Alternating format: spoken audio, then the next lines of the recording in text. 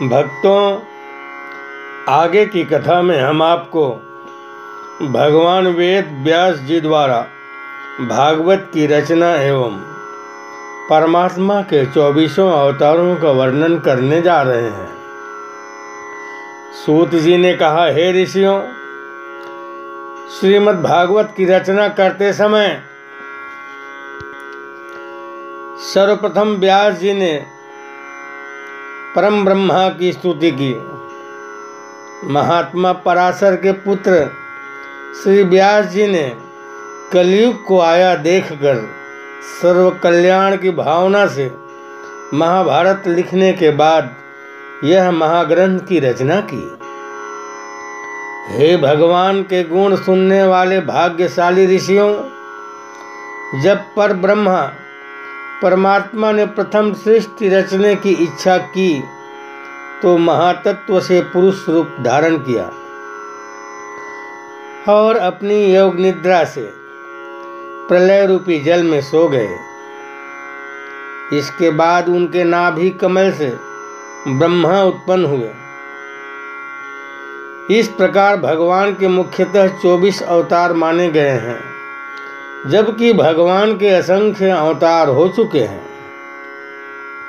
प्रथम अवतार सृष्टि के आदि में उन्होंने पहले पुरुष रूप धारण किया।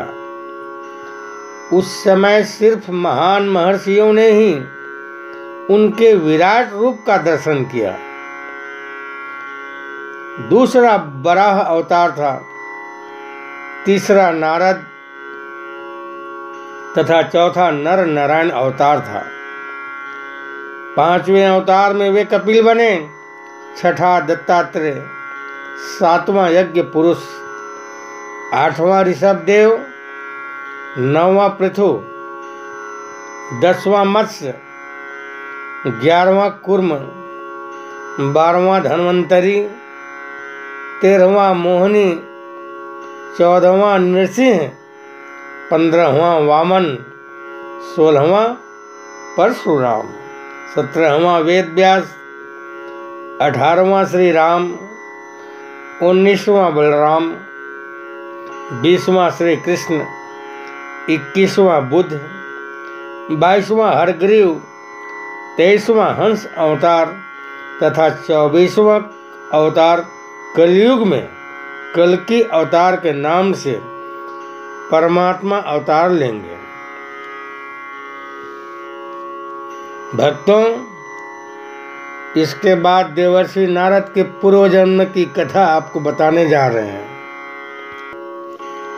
श्री सुखदेव मुनि बोले, हे परीक्षित, जब व्यास जी ने नारद जी से हरि महिमा रूपी भागवत पुराण को सुना तो कहने लगे, हे नारद जी, जब आपको महात्मा उपदेश देकर चले गए तो आपने बाद में अपना जीवन कैसे व्यतीत किया और पूर्व जन्म की बातें आपको कैसे याद रह गई, यह बताने की दया करें। नारद जी बोले, हे व्यास जी, महात्माओं से कथा सुनने के कुछ दिनों के बाद एक दिन मेरी माँ गाय दोहन करने गई, जहाँ उन्हें सर्प ने काट लिया और वे मर गईं। मैं उस समय उनका मुंह बिना देखे उत्तर दिशा की ओर एक घने वन में जाकर बैठ गया। तभी आकाशवाणी हुई, हे वत्स, तुम संत जनों की सेवा करो, तभी इस शरीर को त्याग कर पार्षद बनोगे और तुम्हें सभी जन्मों की बातें याद रहेंगी। आकाशवाणी सुनकर मैं संतों में विचरण करता रहा और मेरा वह शरीर छूट गया। कल्पांत में जब नारायण शयन कर रहे थे तो उनकी सांस के साथ मैं उनके उदर में प्रवेश कर गया। योग निद्रा से जागकर जब भगवान ने मरीचि आदि ऋषियों को उत्पन्न किया तो मैं उनके प्राणों से उत्पन्न हुआ और संसार में विचरण करने लगा। भगवान की कृपा से मुझे हर स्थान पर जाने की शक्ति प्राप्त है। नारद जी इस प्रकार व्यास जी से कहकर वीणा बजाते हुए हरि गुण गाते हुए वहां से अपने लोक को चले गए। भक्तों, इसके बाद श्री कृष्ण द्वारा उत्तरा के गर्भ की रक्षा एवं परीक्षित का जन्म होने की कथा का वर्णन हम आपको बताने जा रहे हैं।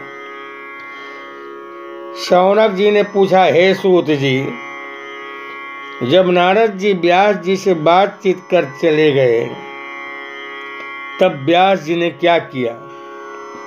इस वृत्तांत को कृपया अवश्य सुनाएं। सूत जी बोले, हे शौनक, तत्पश्चात व्यास जी ब्रह्मा नदी के तट पर बैठकर ध्यान में भगवान का दर्शन कर श्रीमद् भागवत पुराण को लिखने में बैठ गए। उन्होंने सुखदेव जी को पढ़ाया। इस कथा का प्रारंभ परीक्षित के जन्म से होता है। उस समय महाभारत के सृष्टि संहार रूपी महायुद्ध में भीम ने अपनी गदा से दुर्योधन की जांघें तोड़ डाली थी। उससे दुखित अश्वत्थामा ने सोते हुए द्रौपदी के 5 पुत्रों को मार डाला। द्रौपदी को दुखी देखकर भीम अश्वत्थामा को मारने की प्रतिज्ञा कर चले गए और अश्वत्थामा को ढूंढ लिया। उस समय अर्जुन भी श्री कृष्ण के साथ अस्त्रों से युक्त हो वहां आ गए। दोनों ओर से भयंकर संग्राम के बीच ब्रह्मास्त्र का प्रयोग हुआ। अश्वत्थामा का चलाया हुआ ब्रह्मास्त्र उत्तरा के गर्भ को खंडित करने चला। तभी भगवान श्री कृष्ण ने अपने सुदर्शन चक्र द्वारा उसके गर्भ की रक्षा की। गर्भ से महाराज परीक्षित का जन्म हुआ। उस समय महाराज युधिष्ठिर ने बहुत खुशियां मनाई और गौ, स्वर्ण, हाथी, घोड़े, धन आदि ब्राह्मणों को दान दिए। नामकरण संस्कार के समय ब्राह्मणों को दान दिए। नामकरण संस्कार के समय ब्राह्मणों और ऋषियों ने बताया कि यह कुरु वंश में बहुत ही शक्तिशाली तथा उत्तम राजा होगा। अच्छे पालन पोषण होने के बाद परीक्षित धीरे धीरे बढ़ने लगे और कुछ ही दिनों में युवा अवस्था को धारण किए। भक्तों, इसके बाद भीष्म का देवलोक गमन और श्री कृष्ण की द्वारका यात्रा का वर्णन हम आपको बताने जा रहे हैं। सूत जी बोले, हे ऋषियों, यह उस समय की कथा है जिस समय भगवान युद्ध समाप्त हो चुका था। जिस समय महाभारत युद्ध समाप्त हो चुका था और भीष्म कुरुक्षेत्र में सरसैया पर पड़े थे। वहां पर सभी पांडवों के साथ श्री कृष्ण भी पहुंचे। भीष्म ने वहां सबका स्वागत करते हुए आंखों में आंसू भरकर पांडवों से बोले, पुत्र, तुम सब धर्म तथा श्री कृष्ण के आश्रम में निवास करो और तुम्हारा कल्याण हो। तत्पश्चात उत्तरायण आने पर धर्मात्मा भीष्म कृष्ण की स्तुति करते हुए युधिष्ठिर को धर्मोपदेश देकर अपने प्राण को त्याग दिए। युधिष्ठिर ने उनका अंतिम संस्कार किया। इसके बाद वह कृष्ण तथा धृतराष्ट्र की आज्ञा से प्रजा पालन में तत्पर हो गए। तत्पश्चात जब कृष्ण द्वारका जाने लगे तो सब लोग विरह से दुखी हो गए। सभी पांडवों एवं पुरजनों ने मिलकर उनकी स्तुति की। भगवान मुस्कुराते हुए सबका अभिनंदन स्वीकार कर वहां से चल दिए।